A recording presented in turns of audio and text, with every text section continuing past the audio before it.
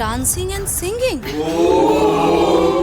কিন্তু দিদি আমি তো ওরকম ভাবে নাচতে জানি না। তো কিরকম নাচতে পারো? সেটাই তো রুলস, যে যেটা জানে না সেটা শিখে পারফর্ম করতে হয়। কিন্তু দিদি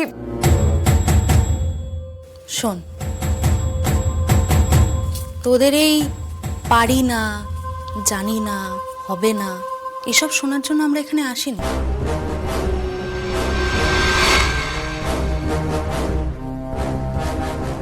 পাচ্ছিস তো 24 ঘন্টা, শিখে নে। তবে হ্যাঁ, স্টেপ যদি ভুল হয়